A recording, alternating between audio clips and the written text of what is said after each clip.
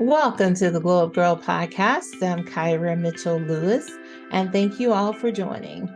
Hope everyone is doing well out there. It is Friday, Junior, Thursday to most, but we are very close to the weekend. So I hope everyone's been having a great week. I hope the week has been good to you. All right, today I'm happy to have Beaonca Ward with me.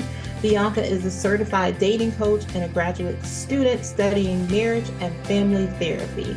She has more than 5 years of experience as a coach using the latest science-backed tools combined with her friendly approach to help ambitious women reach their full potential in dating and romantic relationships. So this one is going to be a good discussion. Really looking forward to talking about relationships and self-differentiation. That's a mouthful. That is definitely a mouthful, but I've never really heard of it in the terms of more the scientific term of self-differentiation. When I read up on it, of course, I was like, oh, okay, that's what it is. Never really knew that's what it was called. So we're going to be talking all about how to master self-differentiation and how we can find keys to long-lasting love and relationship success. So stay tuned, everyone. I'll be right back with Beaonca. Welcome back to the Glow Up Girl podcast. I'm Kyra, and thank you all for joining. I'm really excited to welcome Beaonca into the podcast. Welcome. Hi, I'm so glad to be here. Awesome. Glad to have you here. So let's go ahead and get started. Why don't you tell everyone out there listening or watching who you are and what you do? Yes, I'm Beaonca Ward. I am a certified dating coach and a marriage and family therapy graduate student. I have almost 5 years of experience now of helping ambitious women to build healthy long-term romantic relationships that are actually based on science. There's so much information out there right now on the internet and on podcasts where people are sharing relationship advice, but a lot of that information is not empirically researched or tested. So to bridge that gap, I share evidence-based tools and practices with my clients one-on-one so that their relationships are actually built to last them a lifetime and so that they actually feel good about their relationships as well. Awesome. I love that. I love that. And I know we're going to dive into more of the work you do and your approach. But I think that's really important what you said. Yes, you do have a lot of people out here giving advice and a lot of people on the internet. I mean, you can Google anything and it's like, I always call it Google MD. I'm like, Google MD is just out here giving out like information. You don't know if it's right or wrong, but they're giving it. Yes. It can be very overwhelming. Yes. And I mean, and there's just so much of it that I feel like a lot of times people are intaking so much that they feel overwhelmed because they don't know what to do with the information that they find. So that's why I love having people on like you who are, experts in their areas. And also, for coaches, I'm a big advocate for people getting coaches, no matter like for what areas of your life, because it's just having that unbiased opinion of someone who is an expert in an area to be able to give you like all the tools that you need to make the right decisions for yourself. Exactly. And I think that helps us to learn more about ourselves because we're always going to have certain blind spots that we don't notice. So working with other people gives you the opportunity for someone to, call something out that they see or to, just bring your awareness to maybe why you may be doing certain things that you didn't know about before. Yes. Yes. And relationships are a really good subject for that because I mean people tend to make the same, go for the same types of people, the same types of relationships, make the same mistakes, and oftentimes they're trying to solve it on their own. So it's really nice to have, someone you can personally, a professional that you can turn to and work with. Definitely, especially with like relationships too, mainly like romantic relationships. They tend to teach us a lot about ourselves and we become really emotionally invested in them.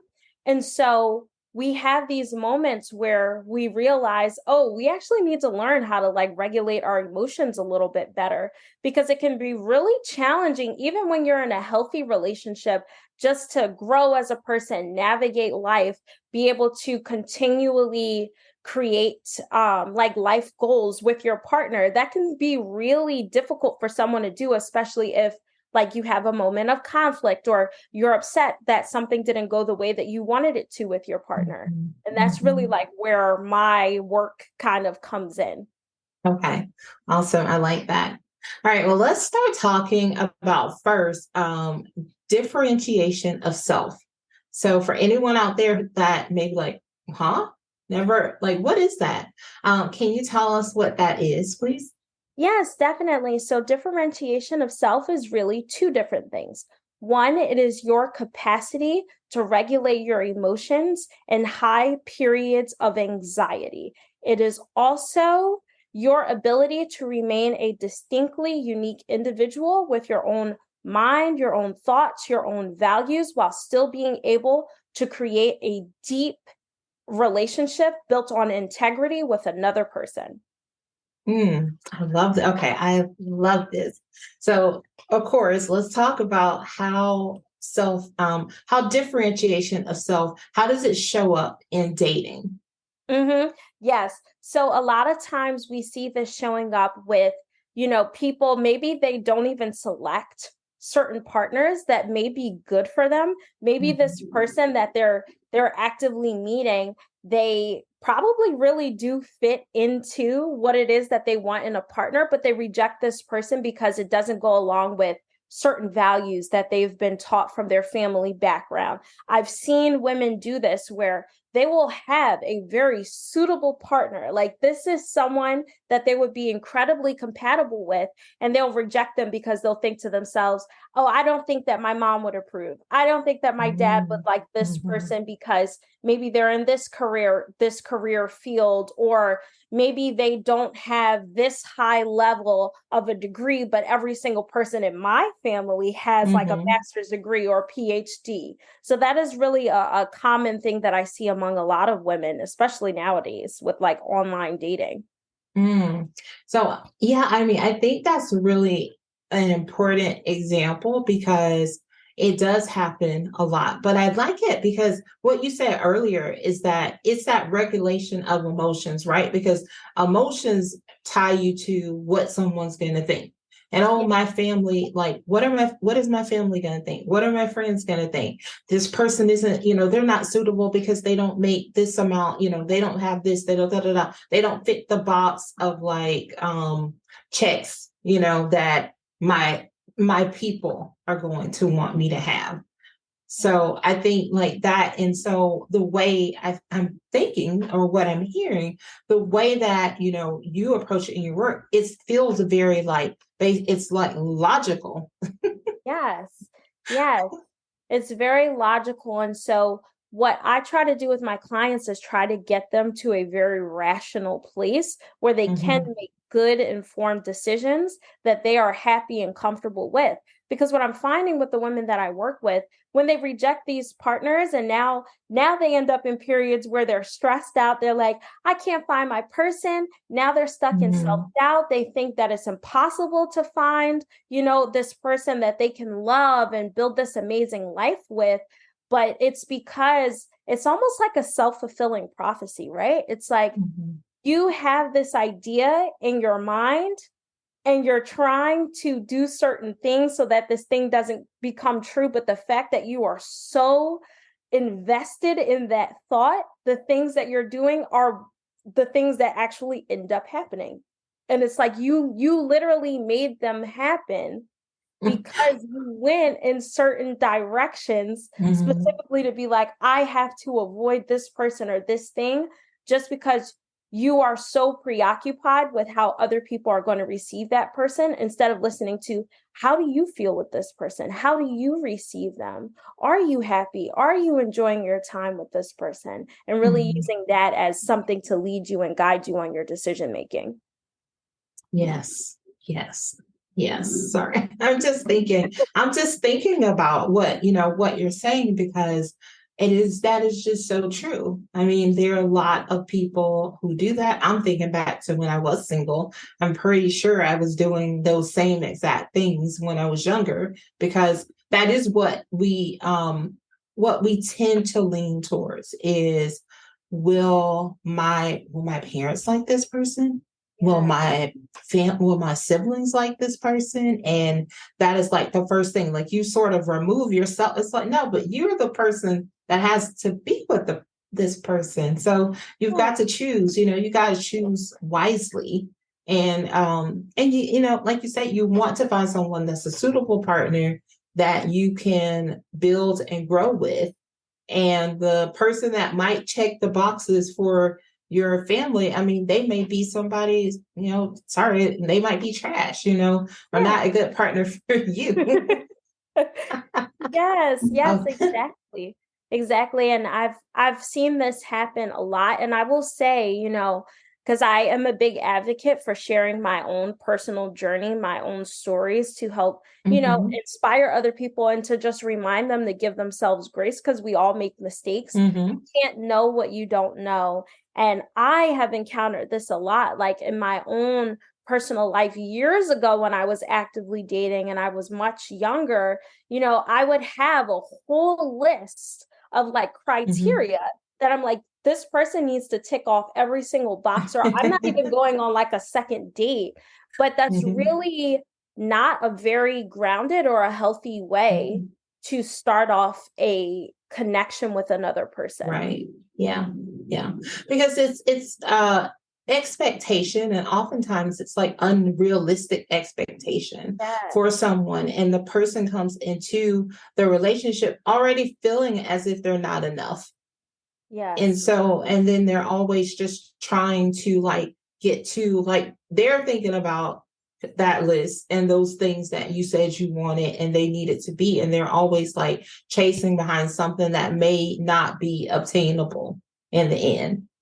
Yeah, you miss out on like being present with this person and actually Mhm. enjoying this connection, this bond that you're able to create with another person. And that's what you're really going to need in order to have a sustainable, healthy, long-term relationship. Like Mhm. it's impossible to have something like that if you don't even enjoy the company of the person that you're Is choosing. Yeah, definitely. And that sounds like such a, like a simple little tidbit, but you'd be surprised how many people I work with their partners and they're married and they are unhappy with them. And I ask them these questions like, okay, how long has it been this way? How long have you felt like this about your partner? And it's Mhm. been a really long time, like people like 12 plus years that they Mm. feel that way and they remain with this person simply Mhm. because it fits into the ideal of things that their family is kind of grilled into their minds. So the thing with differentiation of self is that it is completely created through the dynamic of your relationships with other people. So it's established in your childhood with your parents Mhm. along with your attachment style. So attachment style and the concept of differentiation of self do kind of go together. We know that people who have insecure attachment styles of any kind are also much more likely to have a low level of differentiation. So this concept really exists kind of on a spectrum. There's never going to be one moment, one point in time where someone can say, I am now the most well differentiated that I can Mhm. possibly be, right? Mhm. There's no distinct point in time. Mhm. However, there are little things that you can do to kind of build a stronger self concept and have more confidence in the decisions that you are making while you're building these connections with other people. And Mhm. so that's really kind of like the focus of my work and what other mental health professionals are talking about whenever we bring up this concept. It's not something that is even well known. Like I had never even heard of this concept until I started my master's program. Mhm. A lot of people do not know about it, but it's incredibly important. And the reason why I, gave a little bit of the background and said that it's created in your childhood is because since it is built within the confines of your relationships, it can only be changed within the confines of your relationships. So this is not something that you can do on your own. You either have to change this among your family, a relationship with your friends, or with your romantic partner. And it's also possible as well, maybe in your romantic relationship, you tend to be a little bit more well differentiated than you are in your friendships or than you are with your family, which makes sense, right? Because the relationships with people who are important to us in our lives, we have different dynamics with them. Certain people we might weigh certain people's opinion a little bit more than another's. Yeah. And that's really like the starting point in terms of you, exercising your own mind and maintaining a deep sense of integrity as you're relating with other people. Because I see a lot of women in dating who will literally change who they are to fit the ideal of the person that they're interested in. They will change what they look like. They will change their hair, the way they speak, the hobbies that they're choosing to engage in, not because these are things that they actually want, but because they think if I do these things, I will be loved and accepted by this person. And that is what we are looking at when we say someone is more low differentiated or not as well differentiated as someone else. And that's not something to be shameful about, but it is something to look at and consider, right? Because not everybody has such a hard time with this as others. Right. Yeah. And so you mentioned the romantic relationships. So let's talk about that, because that is something that you see a lot of times, or when people, get into relationships and it's almost like you don't even know who they are anymore. You're like, oh, wait, so like if you have friends, just, they have a partner, and it's like every time you see them, you see the partner, and it's like every time you're going to hang out, it's like, it's both people, and you're just kind of thinking like, can you not hang out by yourself? Or I think too, like it can also happen too when people have children. So it's like between the marriage and the children, then they just lose who they were, and they're just like the mom and the wife to that person. Yes, and that all goes back to this concept.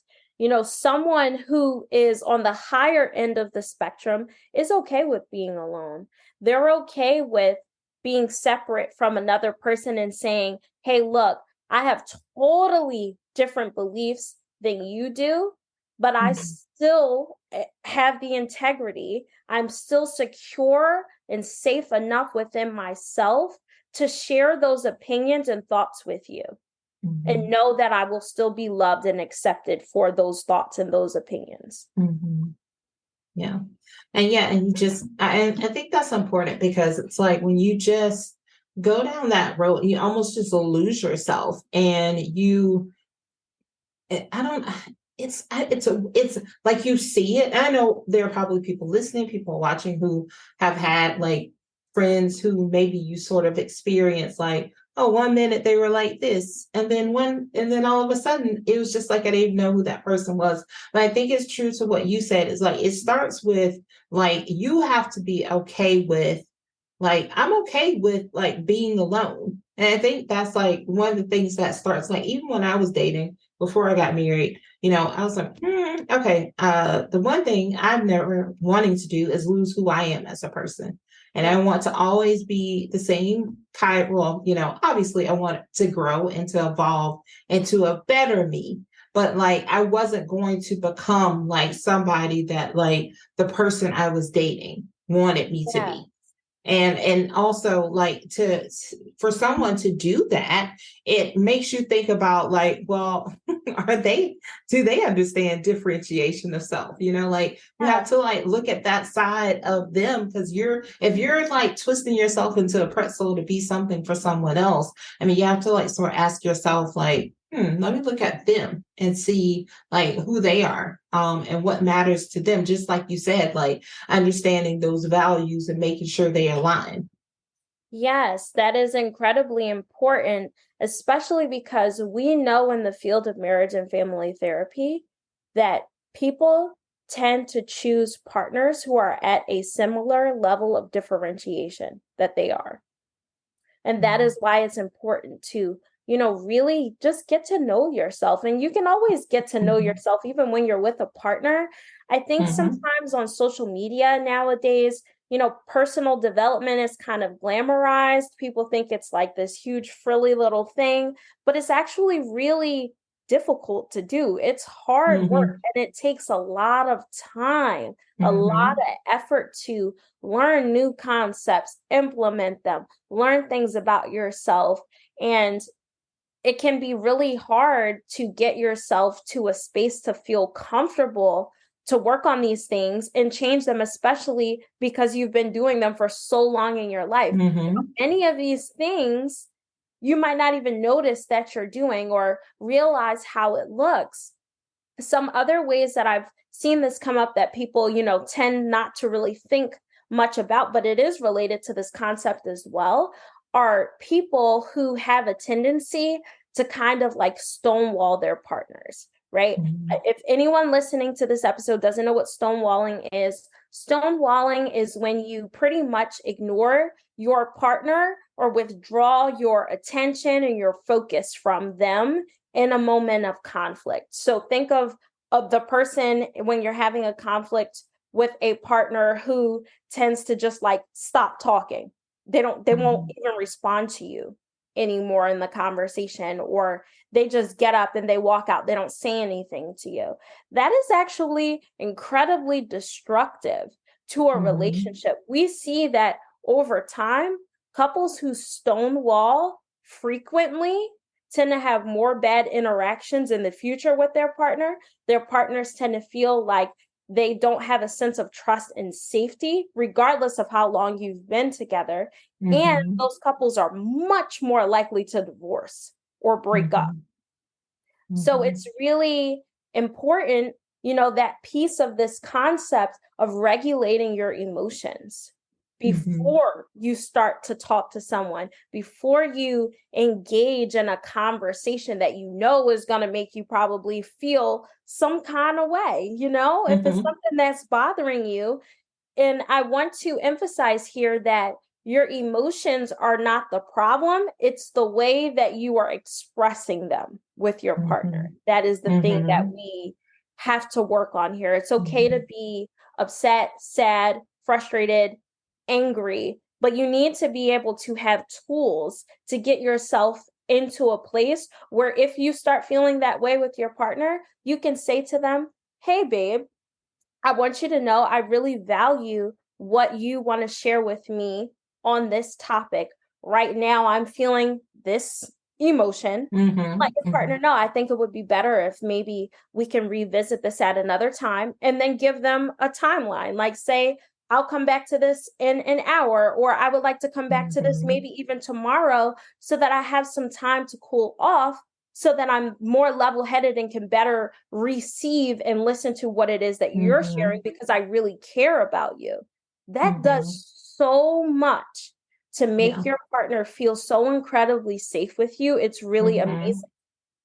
I love that. I love that you said that. So two things you said. First is about just the personal development. And yes, it does seem to be like a very like hot thing right now. And everybody's talking about personal development. But like you said, what's important is that you have to understand that it is work. It's a work. And you will do the work. You will slip. You will backslide while doing the work. You will, you'll learn things about yourself. You'll learn things that you love about yourself, things you are like, oh, wow, yeah, that is me. Like I'm doing that. But it's important to do the work. Like you can't just, and I know people are always like, oh yeah, there's so much on, line, there's so many things you can read. But like I said, I am always an advocate for therapy. I'm always an advocate for coaching because I feel like having that accountability partner. I mean, yes, there are things that you can do online. You can find, like listen to podcasts, like, but you can't like find that accountability piece, which I think is so key. So thank you for saying that and for just for what you're doing in the space, because I, even in just this conversation, I've never heard it being called like stonewall, but I'm like, okay, yes, I've seen that. I mean, and even in my time of going to therapy, that's something I had to start doing. That was a tool that I learned from my therapist, was like when I wanted to have a discussion with my husband about something, it may not have been the right time because I'm like, okay, nope, need to take like 5 steps back and just walk away. But I need to tell him, like, I need to say to him, like, I do want to talk about this. I just, right now, it's just not like, I may say something that's going to come out crazy. So I want to be respectful. I want to be respectful, and then let me get back to you and like give it like an hour. And so I think that really does work because the person then feels like you said, it's like, oh, okay, well, she's not just brushing off the topic. We're going to discuss it. But it also allows each person to give the other person some grace. Yes. Yes, definitely. I was just telling another woman that I was speaking to yesterday, another business owner.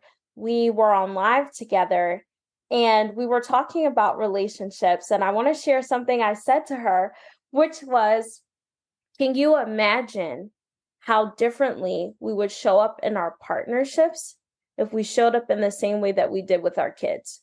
Right? Because gentle parenting is a huge thing that's becoming popularized nowadays. And I'm totally a huge supporter of that. I think parents should be gentle and also direct with their children. However, what I'm seeing is it's like there's so many ambitious women that I'm working with, and they tend to be so sweet, so kind with their kids, but they don't approach conversations the same way with their partner. And it has to do with that emotion regulation. Like you feel these stressful emotions. You're usually feeling something that doesn't feel good to you in your body, in your personal experience. And that is why you're bringing it up, because it doesn't feel good to you. And that's why it's important to learn skills to work through that. Yeah, I like that. Yeah, I like that because that is something. Yeah, like it's like, oh, I'm gonna be this way with my kids, but when it comes to the relationship, that the partnership I'm in, rather, well, no. I'm just a but wow. Yes, it's like, No. yes, it's like your partner really wants to be loved and cherished by you too. They want to Exactly. receive that from you, and you want to receive that from them as well. So Yeah. that is Yeah. another way to really offer yourself and your partner some sort of grace.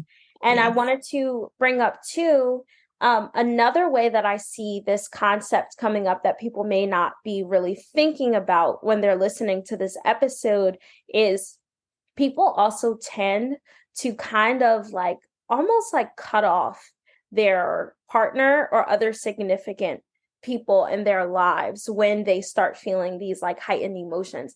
Think of like that one cousin or that one sibling you have in the family who was like, I don't want to deal with mom. I don't want to deal with the rest of y'all. So they never show up to any family functions. That is the one that everybody has to like kind of try to each communicate with and see, are they going to show up to this thing? Are they coming here?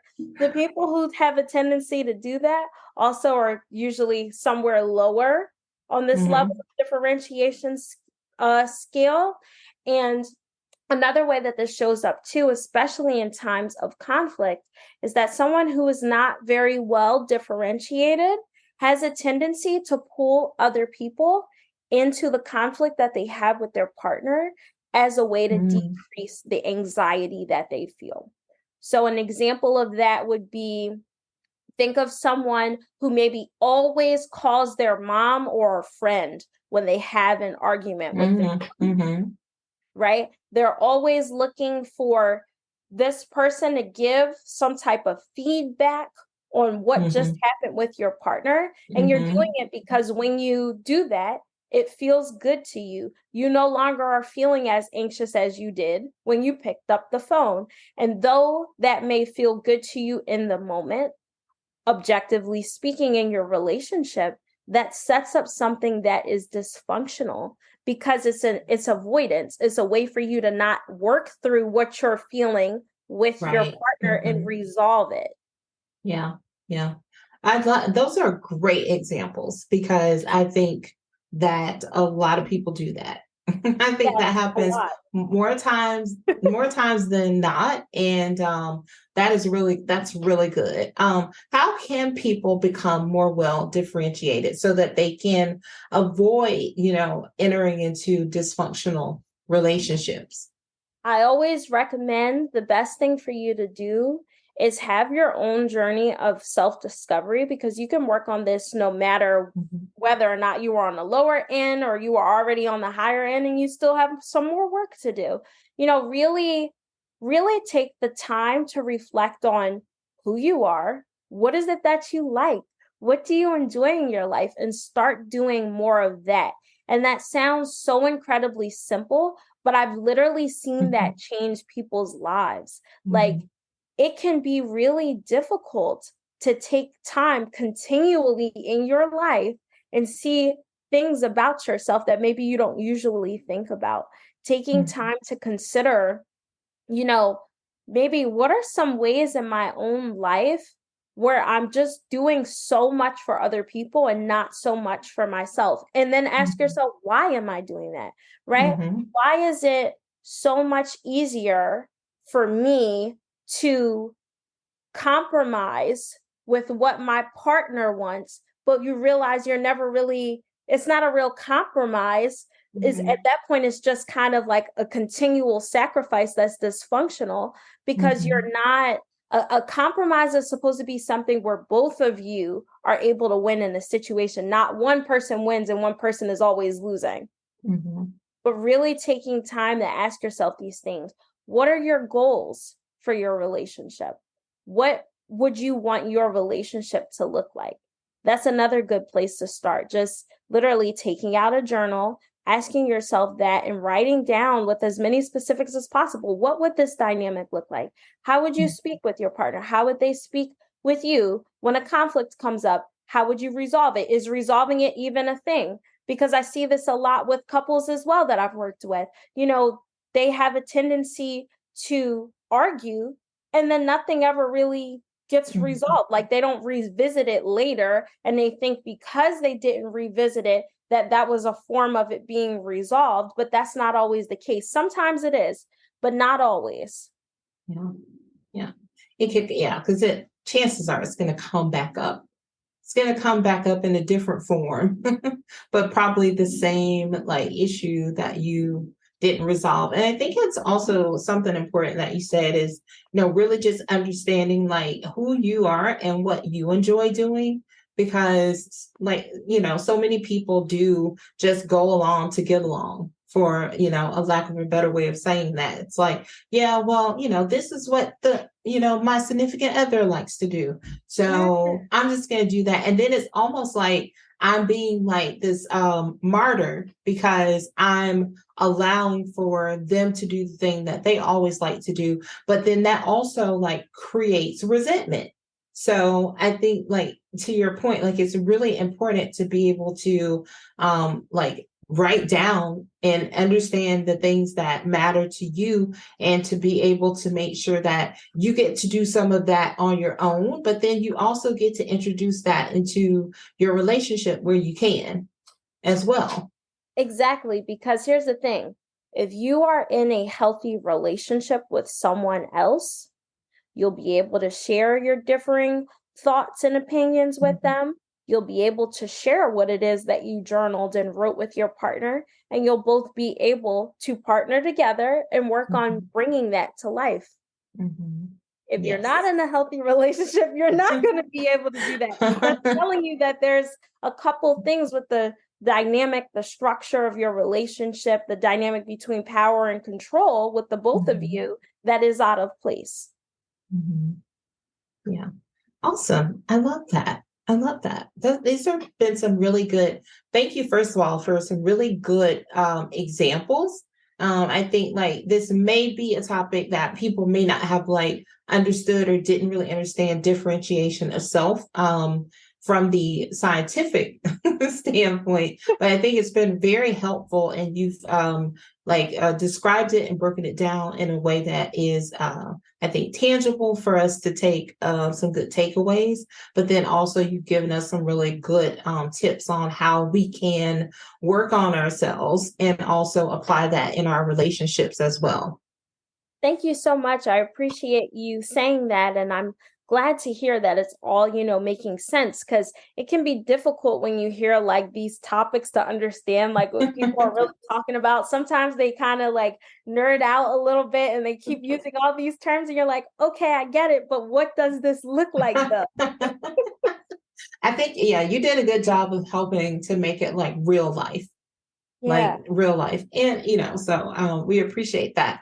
Okay, Beaonca, tell everybody out there listening or watching how they can work with you if you have any programs that this community can take advantage of.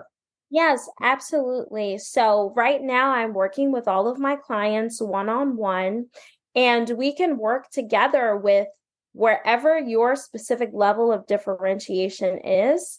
I will work with you on identifying that. We'll get crystal clear on what that looks like and how that's either showing up in your dating journey or in your current romantic relationships. I've also helped women with this who are actively in their marriages as well, and using that as a way to improve and to feel better about the marriage that you're in. And so when I work with my clients, I tend to share a lot of different tools, different practices. There's a lot of work that we do with being crystal clear on how these things are showing up and why they're showing up that way. There are definitely going to be some concepts that, unless you're working specifically in the marriage and family therapy field, you probably never even heard about or recognize that that's a why certain things are showing up the way that they are for you. So I try to break that down as much as possible. And so if you are wanting to work with me, I highly recommend that you set up a free 30-minute coaching session with me. I'm offering that right now. It's just for like a limited time, and I'll work with you, and we will get really clear as well on what your specific relationship goals are so that I can give you that accountability and we can track your progress. My program is for 3 months. I've seen this really be such a life-changing container for so many women, and I highly recommend, if the things that I shared with you on this episode were really helpful, that this is something that you jump on this opportunity while it's available. If you're interested in that, you can text me at my business line at 267-961-8884 and text the word session to me, and I'll reach back out to you with setting up your free session. Awesome. And then also, how can they connect to you online? Yes, you can connect to me online. I primarily use Instagram. My @ is @TheRealBeaonca, and it should be like somewhere probably like in the show notes. The spelling of my name is a little bit different. So just make sure you check that before you look me up on Instagram. The spelling of her name is unique, and we like it here. When I saw the spelling of your Beaonca, I was like, oh, I love this. Oh, thank you. I'm named after my grandmother. Her name is Beatrice.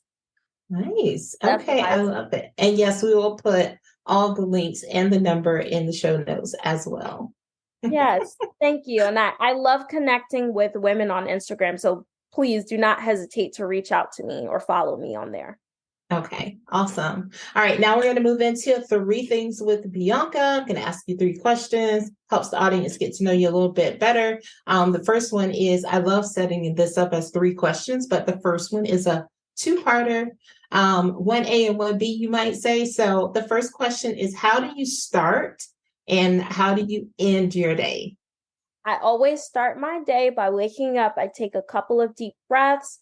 Sometimes that's just like taking 10 deep breaths. Mhm. Sometimes that looks like doing like a quick, like 10, 15-minute meditation. And then from there, I always make a cup of tea because that helps me feel very relaxed early on in the morning. I like to do a very slow routine in the morning so that it sets up the rest of my day with me feeling very calm, because I tend to Mhm. be more of like an anxious person, just like in general. So that helps Okay. me a lot. And in terms Mhm. of ending my day, I always do some yoga before bedtime. It helps to like loosen up my body and my muscles because I hold a lot of tension, anxiety, Mhm. and stress like in my shoulders. And so Mhm. sometimes like literally my shoulders will hurt. Wow. So that helps me out a lot. So if any of you listening feel that same way, I highly recommend try out some yoga before bed. Awesome. Love that. All right. Number two, what's a goal or intention you set for yourself this year? And if you don't mind sharing, where do you stand with it now? Of course. So a goal that I set for myself this year was just to be able to learn a lot more about working with children and kids. On Mhm. that goal now, I feel like I've gotten pretty far. So outside of what I'm actively doing in my business right now, I'm also in a program to become a registered behavioral technician in addition to what I'm doing in my master's program. Mhm. So I'm making a lot of progress on that goal. And I really wanted to do that. One, so that I can, offer more tips for the women I work with that have children, right? Because Mhm. a lot of the ways that we struggle with our partners, sometimes that shows up in the way that we deal with our children Mhm. as well. And the Mhm. other reason that I did that is because I thought it would give me a lot more knowledge and understanding the stress that some of the women that I work with have when it Mhm. comes to them working with children as well, especially children who may have like more anxiety or Mhm. like depression or different things that they're working through just with the world today. Mhm. Awesome. I love that. And the last question is, what's a book, podcast, or show, or just anything right now that's inspiring you? Hmm. So right now, what is inspiring me, and it's so funny, it's like not a typical personal development thing, but a lot of the movies and shows that I've been watching have been inspiring me a lot. I just now started The Lincoln Lawyer. So amazing. Mhm. Love it. Reminds me there's goodness in the world. So I love watching shows like that because it Mhm. helps to put things in a perspective. And I think that that's really helpful for helping professionals in any industry in Mhm. general because burnout is real. It's such a Mhm. huge thing. And it's good to have these, little outlets of things that you can look Mhm. forward to watching.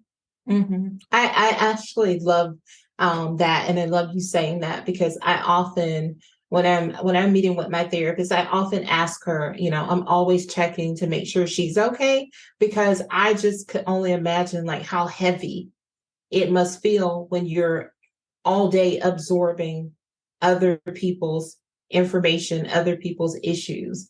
And it's like they, as service professionals who are helping others, you also have to have a outlet yourself. And Lincoln Lawyer is good, and it is something that feels like hopeful that the world isn't all trash. Like not everyone is trash. There are some people who are actually good. So I'm really glad you have that outlet for yourself.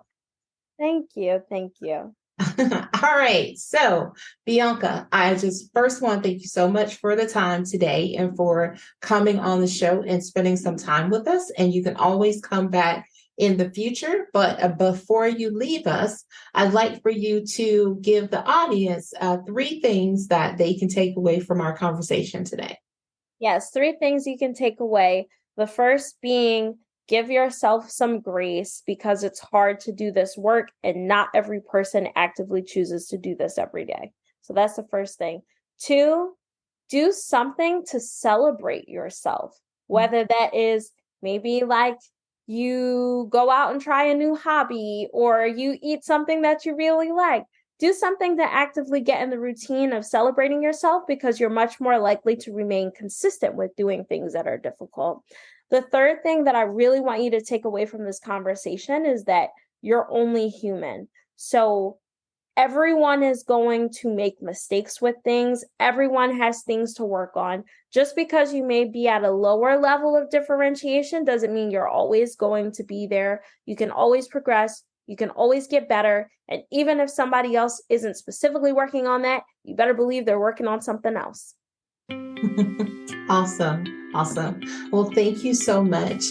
Again, I wish you have a lot going on. You're working on a lot. So continued success to you, my friend. And like I said, feel free to check in with us in the future. Yes, thank you so much for having me. I really appreciate it. Great. Awesome. Well, stay tuned, everyone. I'll be right back. Welcome back to the Glow Up Gyrl podcast. Thanks again to Beaonca for joining the show today. Such fabulous tips on how we can make sure we're using logic when we approach our relationships or when we approach dating, and really ways that we can regulate our emotions to make sure that we pick partners who we can grow, develop, and evolve with. So if you want to learn more about Beaonca or the programs that she offers, check out the links in the show notes. If you'd like to learn more about Glow Up Gyrl, you can visit us at glowupgirl.com. You can check out past podcast episodes. You can sign up to be a guest on the show.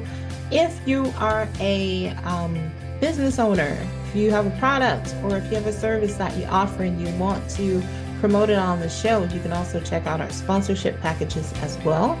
You can grab our social links and more. Also, be sure to check out the career series, which is just that. It's episodes that are career focused. So if you're someone who is looking to transition or elevate up in your career, these episodes are sure to be a help for you on your journey. Also, if you are listening to our episodes and you're thinking, I just want to be a part of this community, we've got a Patreon community that you can join and be a part of. Join us over and take advantage of our Glow Getter membership. It's all career tips, guidance, resources, and so much more, all designed to help you create a career and a life you love. That membership is $5 a month, and you can also click the link in our show notes as well. If you're listening on a platform where you can leave us a review or rate us, please do so. We love to have that review. I love reading the reviews. They're so awesome. So I thank everyone out there who has taken the time to leave a review, write a review, whether you wrote it on, Apple or our website or YouTube or any other podcast network where you might be able to do that. Thank you so much. Really appreciate it. Also, make sure you are sharing this podcast with your friends, your family, your coworker, anyone who you think would benefit from the guests and the information that we've shared here. Don't keep all this goodness to yourself. And if you are sharing on social media, make sure you tag us. We'd love to see your post. Also, just want to say thank you so much for all the support. I really, really greatly appreciate each and every one of you who takes time out of your schedule and your day to listen in with us. All right, so that's it. That's it for this episode. Thank you again for joining me, and I will see you all next week. Until then, stay focused, fab, and glow up. Take care, everyone.